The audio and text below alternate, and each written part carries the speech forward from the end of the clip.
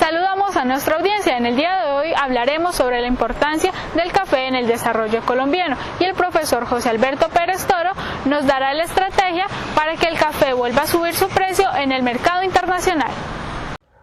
Estefanía, ¿cómo estás? Muchas gracias por invitarme hoy a tener una conversación profesor-alumno para hacer un relato de episodios que caracterizan a la industria del café en Colombia. Acuérdate que estamos hablando hoy no de un mes ni de 6 meses, sino que estamos hablando de un periodo que dura 100 años.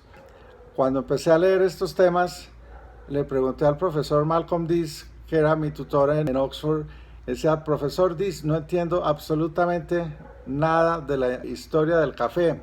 ¿Por qué no lo entiendo? Si yo soy un estudiante normal. Es que tú vas a hablar sobre 100 años de la industria del café y eso es 4 veces tu vida.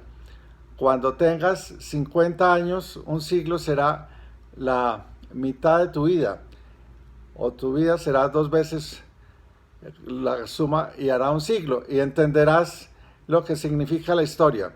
Bueno, hoy estoy próximo a cumplir ya casi 75 años, entonces un siglo para mí ya es un instante, una exhalación.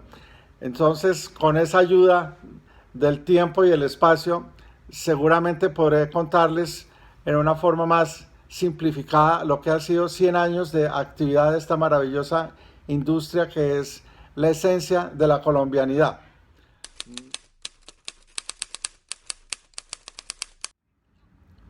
Bueno, estamos viviendo la era de la pandemia del coronavirus, donde 6 meses nos han parecido una eternidad.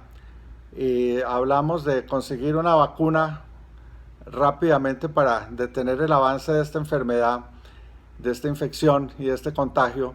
Y hablamos también de diseñar políticas para contrarrestar el efecto económico que ha producido esta pandemia.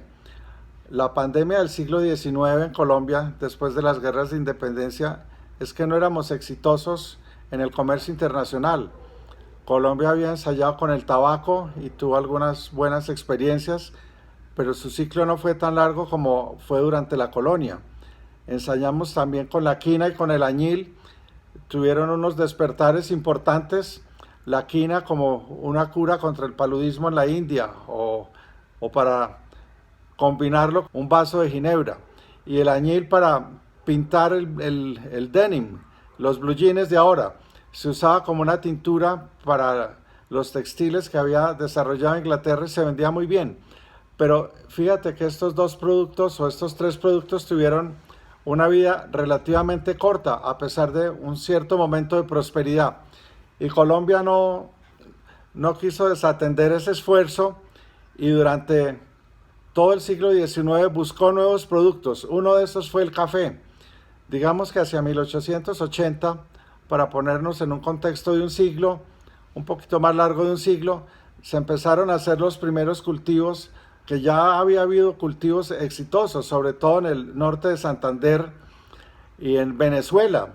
Tanto Venezuela en el Táchira y en Zulia como Colombia habíamos experimentado con el café con buenos resultados. Sin embargo, cuando se cerraron los transportes para salir hacia el Golfo de Maracaibo o por el Golfo de Maracaibo y llevar el café a otros destinos, Colombia tuvo que buscar otro centro geográfico donde producir el café, y Antioquia resultaba muy propicio en ese momento para el cultivo del café. Bueno, lo cultivamos y salía muy bien el café. Teníamos un pequeño problema: el transporte. Había que bajar hasta el río Magdalena a mula, o por Santander había que bajar a mula hasta Puerto Wilches para llevar algo de café y salir por Barranquilla.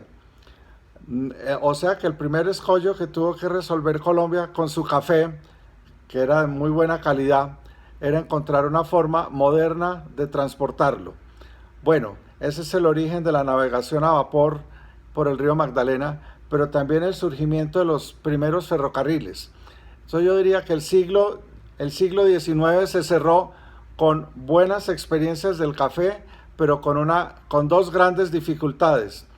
Colombia políticamente era inestable Bergquist hizo un estudio de doctorado muy interesante sobre la guerra civil de los 1000 días, las guerras civiles del siglo XIX y cómo los buenos y malos precios del café incidieron en la inestabilidad política. Me explico. Buenos precios del café, había estabilidad política. Cuando bajaba el precio internacional del café, había situaciones políticas difíciles muy parecidas a las del siglo XX.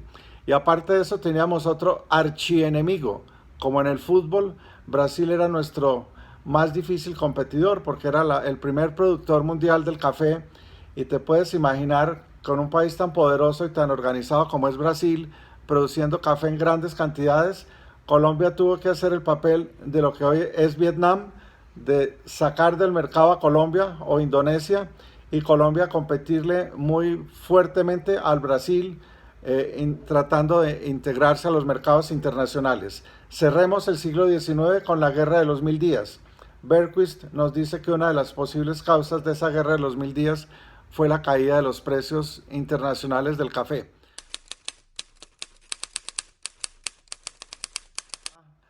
Comenzado el año 10, que se empezaron a hacer los primeros ferrocarriles en Colombia, con Carlos R. Estrepo y otros presidentes de Colombia, iniciamos la red ferroviaria en Cundinamarca, vía Girardot, en Medellín, vía Puerto Berrío y Puerto Wilches, desde Santander, para acercarnos al Magdalena y convertirlo en el eje del transporte colombiano, y hacer de Cartagena, de Barranquilla, de Santa Marta y de Buenaventura, un poco más tarde, puertos eficientes para exportar el café. Bueno, te diría que ese fue como el comienzo en la parte estructural, que tuvimos que sobreponernos a esas limitaciones que nos determinaba la geografía. Entonces nuestro enemigo para el café fue la geografía tan complicada de Colombia, complicada para el transporte, pero maravillosa con su clima, porque en ese buen clima colombiano se producía el mejor café del mundo, que sigue siendo un magnífico café, el café suave colombiano. He hablado de los factores físicos que interrumpían el desarrollo del café.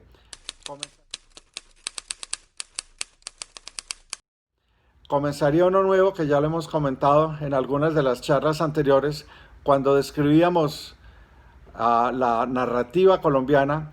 En la narrativa colombiana descubrimos que uno de los episodios más importantes que ha habido en Colombia es el de su población. Colombia, cuando empezaron a mejorar las condiciones de salud en el campo, disminuyó la tasa de mortalidad. Colombia tenía un país con una alta tasa de natalidad. Hoy se habla muy distinto de la natalidad. Hoy el mundo va hacia natalidad cero, pero en el comienzos del siglo XX teníamos natalidades del 7%.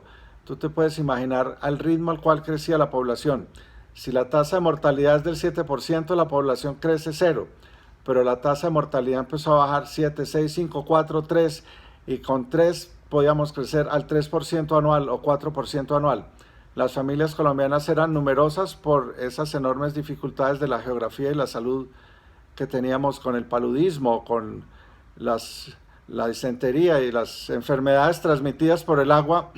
Afectaban mucho a los niños y a los viejos, igual que el coronavirus hoy. Bueno, pero superar el tema demográfico para Colombia fue un acontecimiento extraordinario. Un gran historiador económico, que es Álvaro López Toro, que desafortunadamente murió muy temprano, nos dejó de recuerdo su teorema ergódico para explicarnos cómo creció la población colombiana, y gracias, afortunadamente, a ese rapidísimo crecimiento de la población en Colombia, pudimos conquistar los campos y vincular más de 1 millón de hectáreas a la producción de café en Colombia.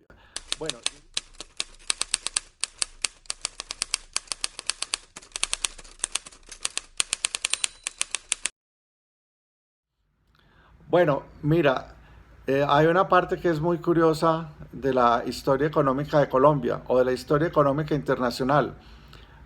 Todos los tratadistas, sin excepción, desde las corrientes liberales hasta las corrientes socialistas, y de pronto más las corrientes socialistas con los ciclos de Kondratiev, descubrieron que el capitalismo en el medio internacional fluctuaba o tenía ciclos. Ese es un tema muy socorrido en el discurso político, porque dicen que el capitalismo lleva implícitos e intrínsecamente la naturaleza de sus ciclos.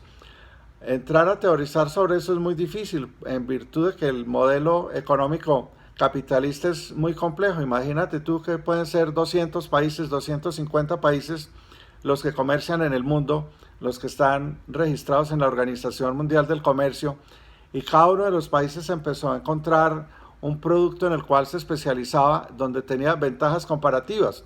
Bueno, la palabra ventaja comparativa era muy moderna en la época clásica del liberalismo. Hoy en día el que diga que el país tiene ventajas comparativas, pues le dicen que es de ultraderecha. Bueno, pero eso para los de historia económica eso nos suena un poco chistoso, ese tipo de afirmaciones. La verdad es que no sabemos exactamente qué producen los ciclos económicos, pero sí podemos medir sus consecuencias, y son las bajas ininterrumpidas de los precios. Y cuando los precios en los productos de exportación, los productos de base caen, pues se resiente la vida de los productores, la vida de los municipios, la vida de los departamentos, la vida de la nación, la vida de la tesorería nacional.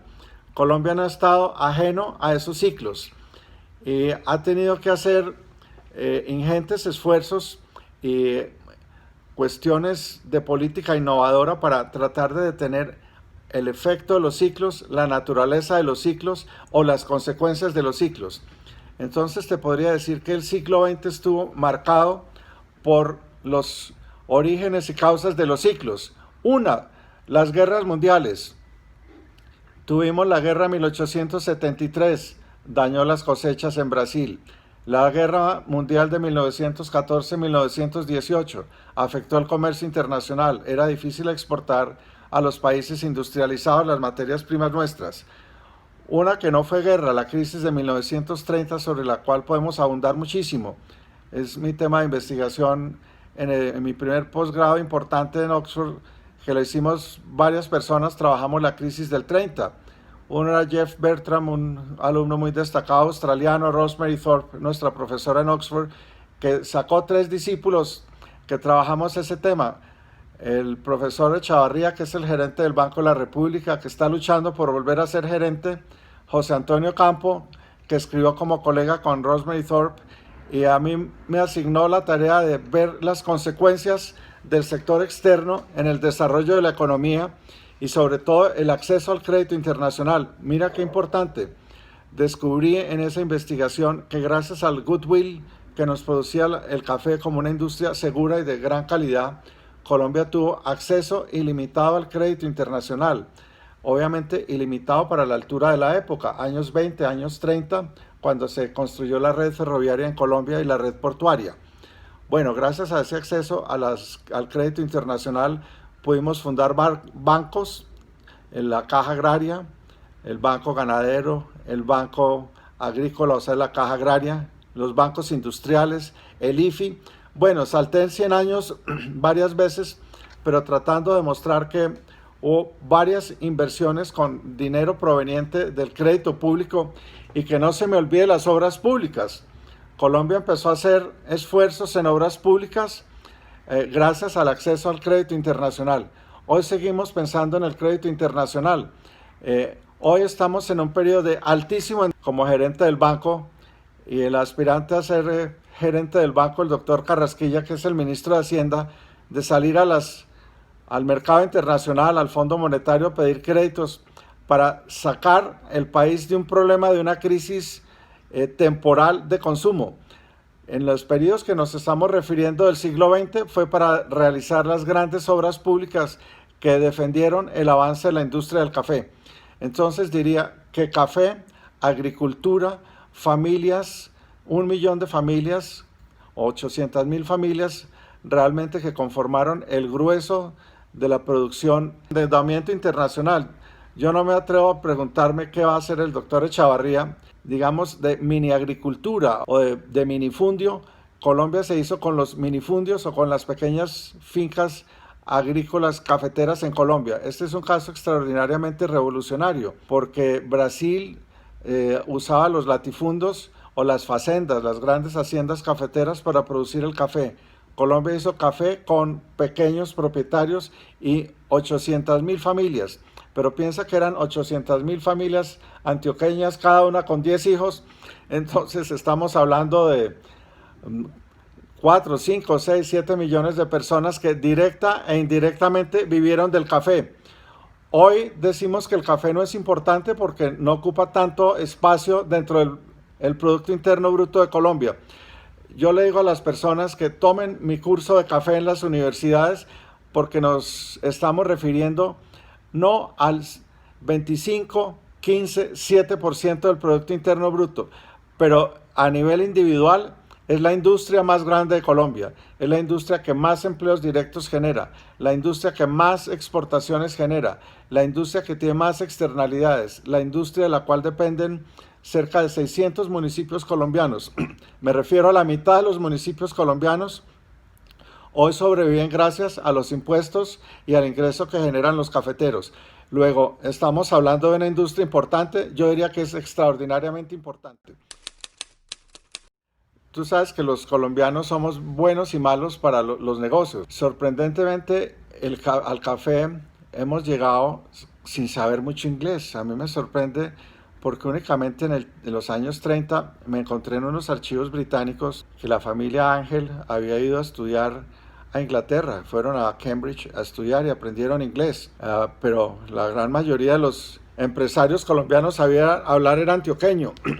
Y hablando de antioqueño, se fueron a Jamaica, y se fueron a Bremen, y se fueron a Londres, y se fueron a Nueva York a hacer negocios. Bueno, pero para la internacionalización se necesita una buena capacidad lingüística, pero ese nervio y ese talento que tienen los vendedores, que es saber llegar a los compradores y ofrecerles un buen producto. Colombia tenía eso, un maravilloso producto, y yo pienso que el encanto de esos primeros vendedores que supieron ir a las lonjas internacionales a ofrecer el café colombiano. Hicieron alianzas estratégicas importantes. Colombia, tú sabes que hemos vendido durante 100 años el café en saco. La compañía de empaques de Medellín, que es una empresa importante en la ciudad, se especializó en producir sacos de café. El café había que venderlo en sacos de 74,5 kilos. Que es como se contabiliza el café cuando se sube en un buque. Bueno, Colombia tuvo que modernizar sus puertos para poder llevar sus 7, 8, 10, 14 millones de sacos, que es lo máximo que hemos podido vender, aun cuando Colombia es un país que podría perfectamente vender 20, 30 millones de sacos.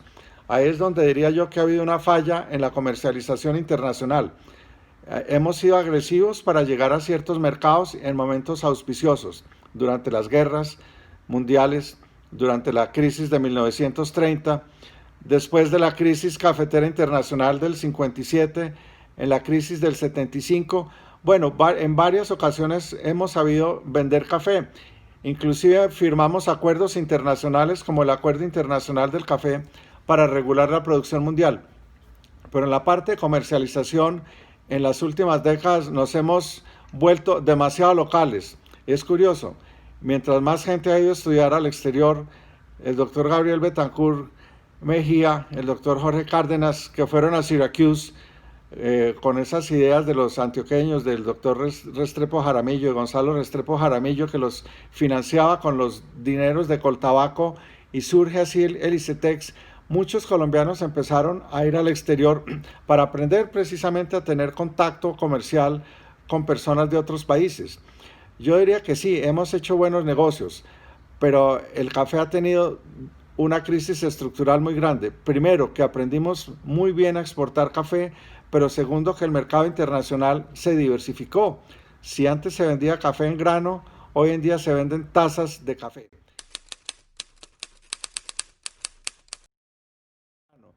Estamos todavía viviendo del goodwill que nos ha dejado Juan Valdés. Juan Valdés ha internacionalizado la imagen de la mula colombiana, la imagen de los campos colombianos, la imagen del aroma. Si el aroma pudiera tener imagen, Colombia ha vendido esa imagen de un buen café. Pero la parte de la comercialización se la hemos dejado a otros actores más inteligentes, más agresivos o más modernos. Y en eso fincaría por qué hay dos crisis de los precios del café. Una, precios que caen y suben de acuerdo a las fluctuaciones de los mercados internacionales. Estos precios obviamente nos afectan. Si tú abres Portafolio, El Colombiano de Medellín, cualquier periódico, todos los días nos dicen cuál es el precio internacional de una libra de café. Lo que no nos dicen nunca es cuál es el precio de una taza de café en un Juan Valdez Internacional. Todos los cafés que hay en París, en Madrid, en Londres, en Nueva York, se toma café en taza, no toman granos de café ni libras de café, toman tazas de café. Y una taza de café, si sumo las tazas de café, valen 134 mil millones de dólares. Si vendo todos los sacos de café del mundo, valen solo 17 mil millones de dólares.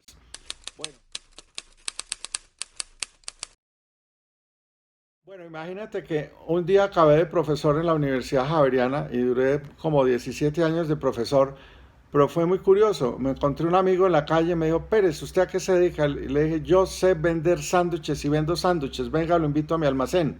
Y se comió un sándwich y una taza de café y me dijo, oye, ¿y tú no quisieras ser profesor de la Javeriana? Le dije, pero tú eres un arriesgado, ¿cómo se te ocurre? Yo soy un vendedor de almacén en un mostrador, sería incapaz de dar una clase.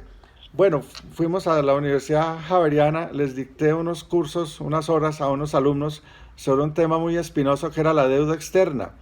Y me llamó el siguiente lunes mi amigo César Vallejo, que era el decano, y me dijo, Pérez, te tengo una pésima noticia.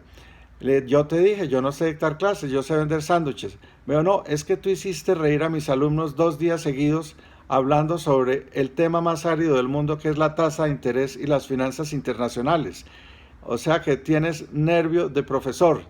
Te necesito en la universidad de profesor de tiempo completo y dedícate a investigar. Bueno, esa fue una muy buena oportunidad.